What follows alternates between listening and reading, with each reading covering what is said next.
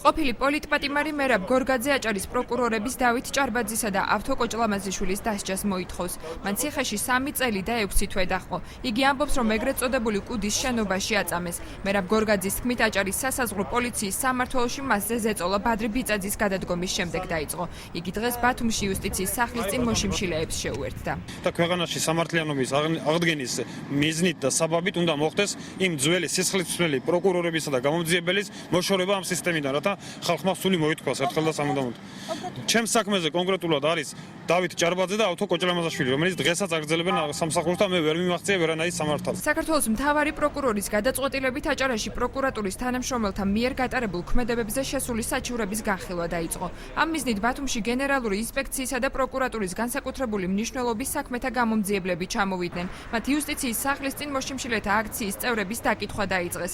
ისინი აჭარის პროკურატურის ყველა თანამშრომლის საქმეს შეისწავლიან, ვიზეც უწყებაში საჩივარია შესული. მას შემდეგ რაც ცნობილი გახდა, რომ აჭარაში, კერძოდ ქალაქ ბათუმში, საქართველოს მოქალაქეები აფიქსირებდნენ თავის პოზიციას აჭარის პროკურატურის თანამშრომლებთან დაკავშირებით, ბატონი არჩილის მითითებით ჩამოვიდა ქალაქ ბათუმის სპეციალური ჯგუფი, რომ ეს საკითხი შევისწავლოთ ადგილზე. ამ კონკრეტულ საკითხთან დაკავშირებით ჯერჯერობით გამოძიება არ არის დაწყებული იქიდან გამომდინარე, რომ არ აქვს მოძიებული ჯერ ინფორმაცია.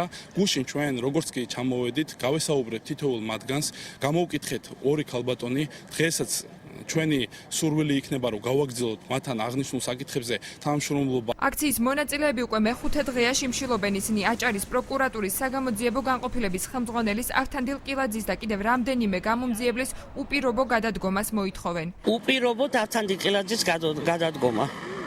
იმიტომ რომ ის არ არის ღირსი პროკურატურაში, მაგის ადგილი არის ციხეში.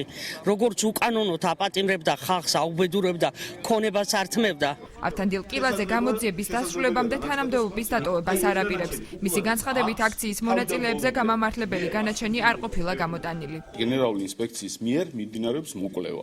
თუ დადგინდა ჩემს მიერ სამართალ დარღვევა, ან თუ დადგინდა დანაშაული, ბუნებრივია გადაუდგები და ის იქნება ჩემი გადაწყვეტილება. ასევე გიმტკიცებთ და კატეგორიულად ვამბობ, არც ერთ მათგანზე არ ყოფილა გამოტანილი გამამართლებელი განაჩენი. მხოლოდ და მხოლოდ შემცირებული იქნა კუკულაძის მიმართ ერთი თვით სასჯელი და ის დამნაშავედ იქნა ცნობილი. არჩილ კბილაშვილის გადაწყვეტილებით გამოძიება სპეციალური კომისიის მოკვლევის დასრულების შემდეგ დაიწყება.